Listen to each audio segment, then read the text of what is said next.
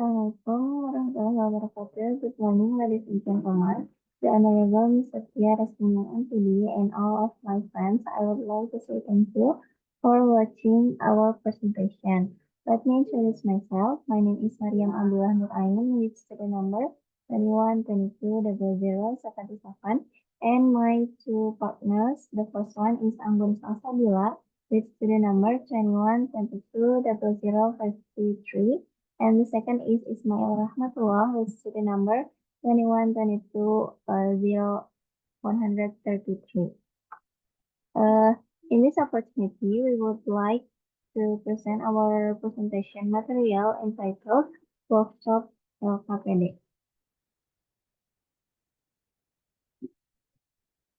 The content, the first one is introduction, second is definition, third is function, fourth benefits, five components, six content, and the last is vessel making LKPD. For the first material, will explain by me. Introduction. LKPD atau LKS itu merupakan salah satu kegiatan workshop, pengembangan, dan pengemasan perangkat pembelajaran yang dilatihkan dalam penyelenggaraan pendidikan dan pelatihan profesi guru atau PLPG. Adanya kegiatan ini berdasarkan pada pedoman penyelenggaraan PLPG tahun 2015 yang oleh Panitia Sertifikasi Guru Rayon 125 Universitas Tadulako dialokasikan 4 jam pelajaran atau setara dengan 200 menit. Pengembangan dan pengemasan LKPD ini tetap didasarkan pada satu atau beberapa indikator didasarkan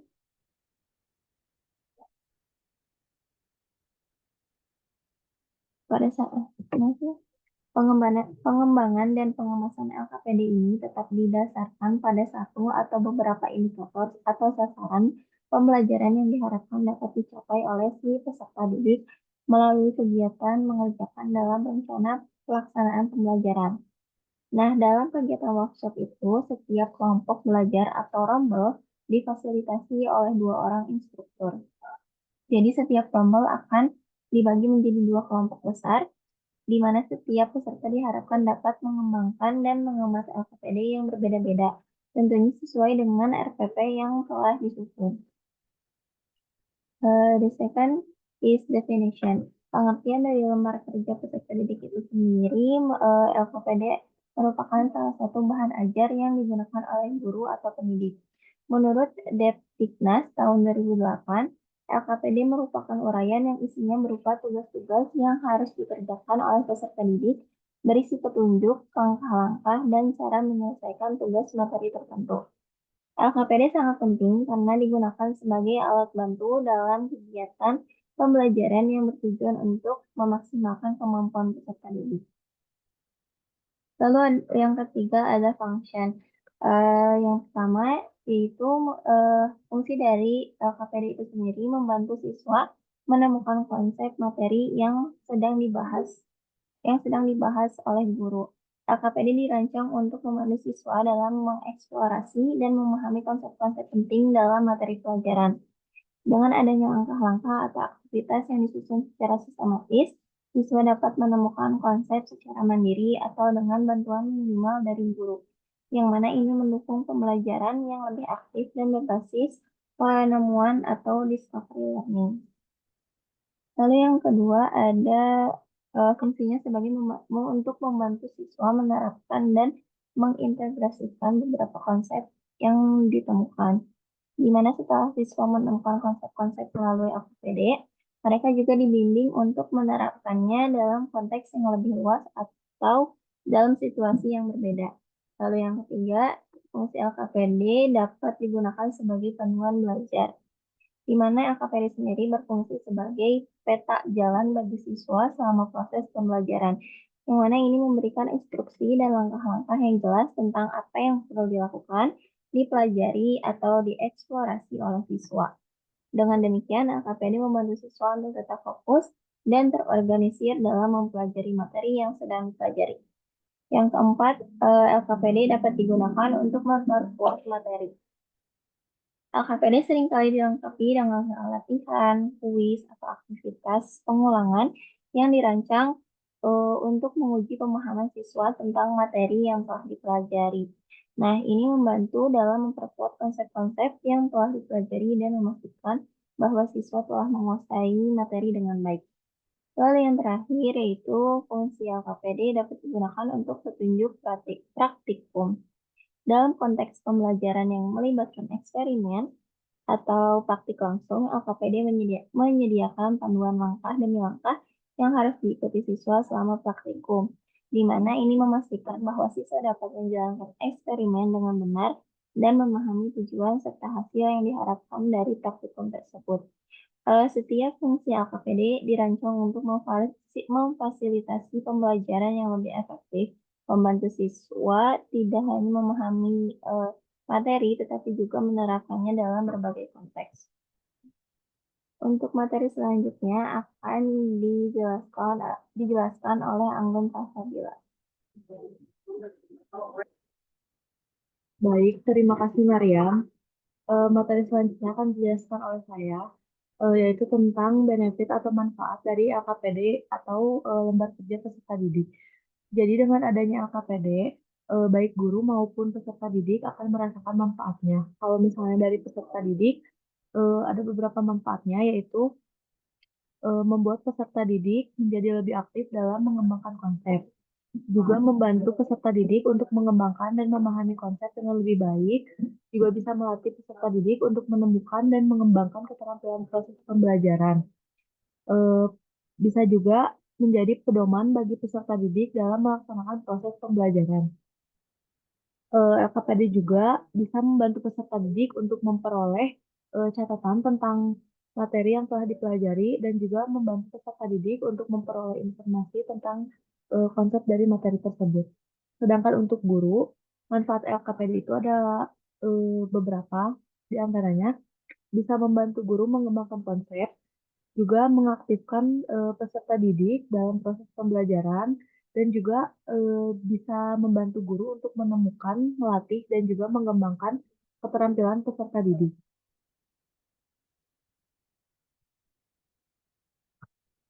Selanjutnya ada komponen dari LKPD sendiri. Jadi ada beberapa komponen yang harus ada di dalam LKPD agar informasi atau si konteks masalah materi dapat tersampaikan dengan baik. Di antaranya adalah information, yaitu informasi mengenai LKPD itu hendaknya menggugah peserta didik untuk menjawab dan juga mengerjakan tugas. Informasinya juga eh, perlu tidak perlu terlalu panjang, tetapi harus mencakup semua hal yang akan dijelaskan dalam materi, dan isi informasi yang dijelaskan juga tidak boleh terlalu banyak agar mengurangi ruang kreativitas peserta didik. Yang kedua ada problem statement atau pernyataan masalah. Jadi dalam LKPD itu terdapat pernyataan masalah yang dapat mengarahkan peserta didik untuk memecahkan masalah dan juga menemukan strategi yang tepat. Dan juga yang terakhir ada question and comment, yaitu perintah atau juga pernyataan. Jadi komponen penting terakhir dalam LKPD itu adalah question and comment, sama eh, itu adalah suatu pernyataan atau perintah yang dapat merangsang peserta didik untuk menyelidiki, menemukan, membayangkan, dan juga memecahkan masalah yang akan diberikan. Materi selanjutnya akan dijelaskan oleh Ismail.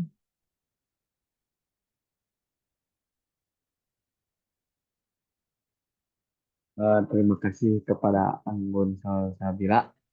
Yang selanjutnya adalah konten LKPD, lembar kerja peserta didik, atau adalah lembar kerja siswa yang dirancang untuk membantu siswa dalam menyelesaikan tugas dan kegiatan selama proses pembelajaran.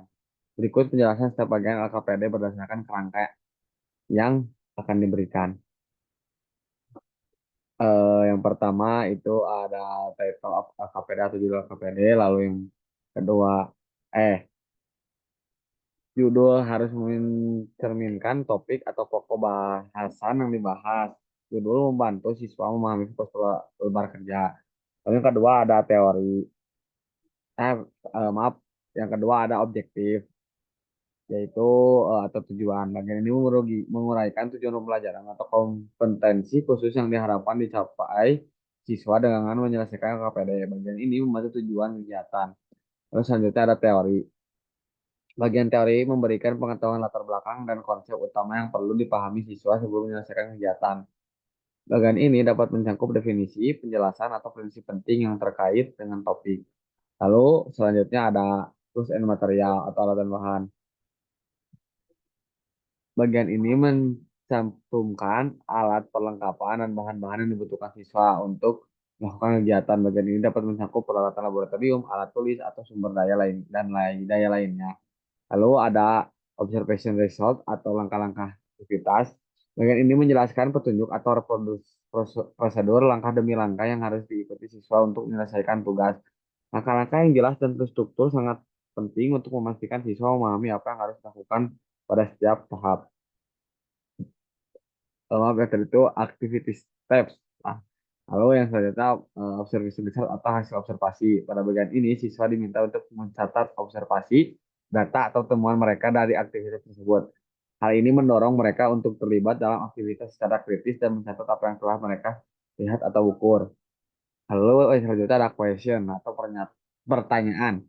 Pertanyaan Pertanyaan ini membantu siswa merefleksikan aktivitas, menguji pemahaman mereka, dan mendorong pemikiran kritis. Pertanyaan-pertanyaan tersebut dapat berkisar dari pemikiran faktual hingga pemikiran tingkat tinggi yang melibatkan analisis dan evaluasi. Lalu ada steering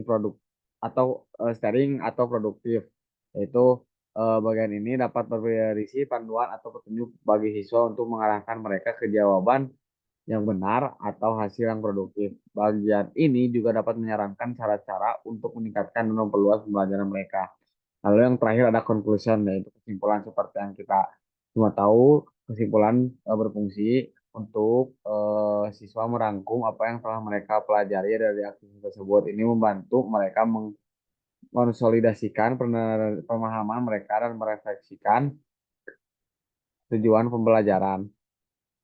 Bagian-bagian ini membantu menyusun proses pembelajaran, membimbing siswa melalui pemahaman teoritis hingga penerapan praktis.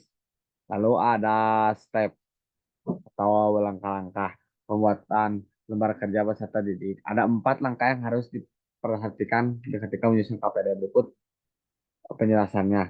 Yaitu yang pertama ada determining instructional objektif atau menentukan tujuan pelajaran. Dalam menentukan tujuan pembelajaran, hal ini dilakukan dengan menganalisis peserta didik terlebih dahulu. Setelah itu akan diperoleh peta terkait dengan kompensasi yang telah dan akan dicapai peserta didik. Kemudian pendidik dapat merumuskan kembali sesuai kaidah yang berlaku dan menjadi tujuan pembelajaran umum dan khusus. Lalu yang kedua ada material collection atau pengumpulan materi. Pengumpulan materi dilakukan agar pendidik dapat melakukan materi dan tugas yang dimasukkan ke dalam LKPD. Pastikan pemilihan materi dan tugas yang dimasukkan sesuai dengan tujuan pembelajaran. Penyusunan unsur-unsur yang diperhatikan ketika menyusun KPD meliputi materi, tugas, dan latihan. Pemeriksaan dan penyempurnaan terakhir, pastikan KPD yang telah dibuat sudah benar dan akurat. Oleh karena itu, pendidik harus memeriksa dan bila perlu melakukan revisi agar sesuai dengan ketentuan dan syarat. Lalu yang selanjutnya, yang ketiga ada preparation of elements. Elements.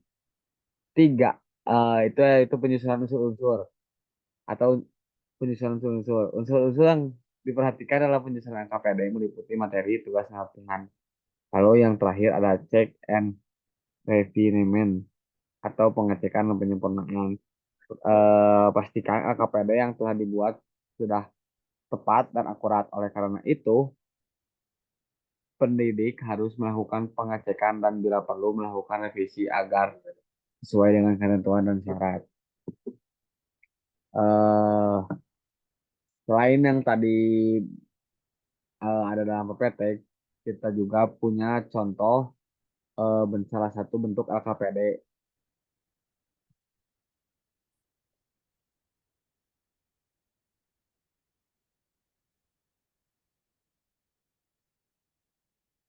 Ini salah satu contoh lembar LKPD. yang bisa kita lihat di sini, yang tadi sudah dijelaskan dalam konteks, konten maksud saya, yaitu yang pertama ada judul yaitu ini family member atau topiknya. Yang kedua tadi ada tujuan dari KPD ini walaupun tidak tertulis, tapi di sini bertujuan untuk berikan apakah siswa sudah paham apakah yang dijelaskan tentang judul atau topik yang diberikan. Lalu ada teori kembali, dalam teori ini bisa dilihat juga dalam LKPD karena kalau teori itu menyesuaikan tingkatan sekolah yang ada karena ini contoh LKPD anak SMP dan pada kelas 7, jadi teori yang benar itu masih tetap pada kembali ke topik yaitu tentang remembering atau mengingat apa saja yang setelah mereka hafalkan. Lalu yang selanjutnya ada alat dan bahan, yaitu karena bentuk LKPD ini berupa soal, jadi alat dan bahannya itu yang pertama adalah alat tulis yang para siswa bawa sendiri. Lalu langkah-langkah aktivitas yaitu setelah KPD ini kita buat secara fisik, nanti bisa dibagikan kepada anak-anak murid dan lalu disuruh mengisi. Nah, di sini ada dua soal. Nah, nanti bentuk dua soal ini bagaimana cara si anak-anak itu mengisi sudah seperti saya kasih contoh nanti di depan contohnya yang nomor satu ini ayah isinya jawabannya apa lalu apakah ada tidak di crossword ini yang tadi sebut kata tadi lalu yang selanjutnya hasil observasi. Nah, hasil observasi ini adalah ketika si anak sudah selesai mengerjakan kita mengobservasi setiap jawaban yang diberikan anak itu sudah benar atau belum. Selain itu, kita juga mengobservasi sudah sejauh mana tingkatan anak mengerti atau paham tentang materi apa yang sebelumnya kita sampaikan sehingga dapat dibuat LKPD seperti tadi. Lalu pertanyaan yang kembali pertanyaan itu sama halnya seperti observasi. Eh, Kenapa bisa sama seperti observasi? Karena dalam LKPD ini pertanyaan itu sudah berbentuk soal. Nah, nanti eh, pertanyaan itu bisa dalam atau bisa dilakukan oleh kita atau siswa. Contoh kalau oleh kita mempertanyakan sebagaimana anak itu kurang mengerti dalam pengerjaan LKPD ini, sehingga nantinya mempermudah siswa agar menjawab soal yang kita berikan atau LKPD yang kita berikan. Lalu selanjutnya pengarahan atau produktif. Nah, pengarahan atau produktif ini melanjutkan yang tadi nomor 7 itu pertanyaan. Ketika nanti pertanyaannya keluar dari siswa, seperti misalnya soal ini, panduan ini, misalnya siswa tidak mengerti, itu kita bisa menjelaskan. Karena yang pengarahan dan produktif ini sama sepertinya kayak judul. Namun bedanya di sini pengarahan produktif itu berupa subjudul atau perintah di sini seperti what in English atau artinya tulis dalam bahasa Inggris agar anak-anak itu menulisnya dalam bahasa Inggris. Lalu ke terakhir yaitu kesimpulan. Kesimpulan itu kita ambil apa saja yang tadi sudah kita bentuk dalam 8 konteks 8 konten yang kita buat. Nah, yang terakhir itu kesimpulan. Simpulkan bagaimana LKPD tadi apakah sudah efektifkah atau sudah efisienkah atau itu sudah membuat anak paham atau tidak. Nah, ketika sudah disimpulkan lalu kita bisa mengerti apakah LKPD ini membantu atau tidak. Eh, jadi ini adalah contoh LKPD yang tadi eh, kita jelaskan menurut konten-konten yang sudah kita jelaskan juga. Jadi sekali lagi yang pertama itu ada judul, kedua itu ada tujuan, yaitu ini. Lalu yang ketiga ada alat dan bahan, yang kelima ada langkah-langkah aktivitas, lalu ada hasil observasi, ada pertanyaan, ada pengarahan, berarti ada kesimpulan. Jadi sekian dari kelompok kami. Apabila ada pertanyaan, dipersilahkan. Dikembalikan lagi sama saya ke moderator.